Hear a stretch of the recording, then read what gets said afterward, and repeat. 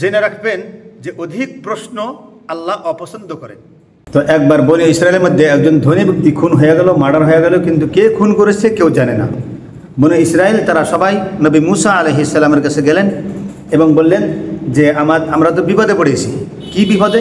বলে একজন যে ব্যক্তি খুন হয়েছে কিন্তু কে খুন করেছে তাকে জানা যাইতেছে না, তা আপনি কিছু সাহায্য করেন আল্লাহর কাছে বলে। তিনি আল্লাহর কাছে দোয়া করলেন। আল্লাহ বলে দিলেন যে হে মুসা, তাদেরকে বলে দাও তারা যেন একটা গরু জবাই করে এবং তার পিছনের অংশ হাড্ডি দিয়ে সেই মৃত ব্যক্তিকে আঘাত করে। আঘাত করার সাথে সাথে সেই মৃত ব্যক্তি জীবিত হয়ে উঠবে আর তাকে কে খুন করেছে তার নাম বলে দিবে। তো সিম্পল ব্যাপার, যে কোনো একটা গরু জবাই করে কাজটা সমাধান করা যাইতো। কিন্তু তারা কি বলল যে হে মুসা, তুমি কি আমাদের সাথে মশকরা করতেছো? তুমি কি আমাদের সাথে ঠাট্টা করতেছো, উপহাস করতেছো? কোথায় আমরা এক কাতিলকে খুঁজছি আর তুমি বলতেছো গরু জবাই করতে হবে।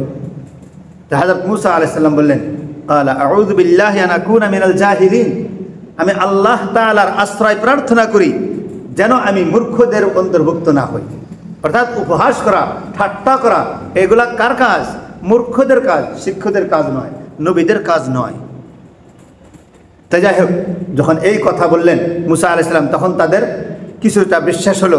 তারা বলল যে আচ্ছা ঠিক আছে, আমরা মানলাম, তাহলে এখন বলো সেই গরুটার বিবরণ দাও, কি ধরনের হবে। তো মুসা আলাইহিস সালাম আল্লাহর কাছে জেনে তাদেরকে বললেন যে সেই গরুটা বেশি বৃদ্ধ বয়সেরও হবে না, আবার বেশি কম বয়সেরও হবে না, মাঝামাঝি বয়সের হতে হবে। ঠিক আছে, তারা আবার প্রশ্ন করলেন যে সেই গরুটার রং কি হবে, বর্ণ কি হবে, কি কালারের হবে। আল্লাহ রাব্বুল আলামিন বলে দিলেন মুসা আলাইহিস সালামকে, মুসা তাদেরকে বলে দিলেন যে সেই গরুর রংটা হবে গাঢ় পিট কালার, পিত রঙের হবে, যাতে দৃষ্টিকারী দেখার সাথে সাথে সেটা দেখেই থাকে, আকর্ষণীয় কালার। তারা আবার প্রশ্ন করলো যে মুসা, আমাদের তো সমস্ত গরুই একই মনে হইতেছে, আরও কিছু বিশ্লেষণ, কিছু বিবরণ দিতে পারো।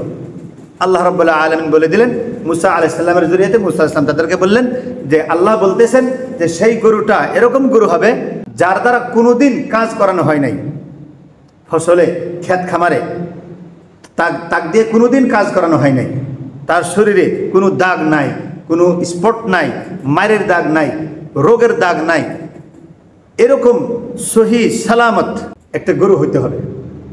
তখন তারা বলল ঠিক আছে। তখন আর তারা এই গরু তালাশ করে পায় না।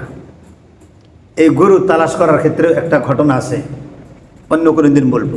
তো যাই হোক, তারা যখন ওই গরুটা অনেক মূল্য দিয়ে তারা ক্রয় করেছিল, আর সেই গরুর জবাই করে পিছনের অংশের কোনো হাড্ডি দিয়ে সেই মৃত ব্যক্তিকে আঘাত করে, স্পর্শ করে, আর সেই মৃত ব্যক্তি জীবিত হয়ে তার নাম বলে দেয়।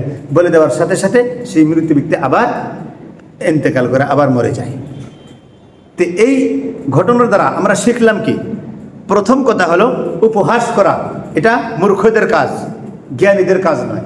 দ্বিতীয় কথা হলো যে আল্লাহ রাব্বুল আলামিন যে আদেশ করেন সেই আদেশটা সহজেই মেনে নেওয়া, যেভাবে আদেশ করেছেন সেইভাবেই মেনে নেওয়া, তার মধ্যে জটিলতা সৃষ্টি না করা।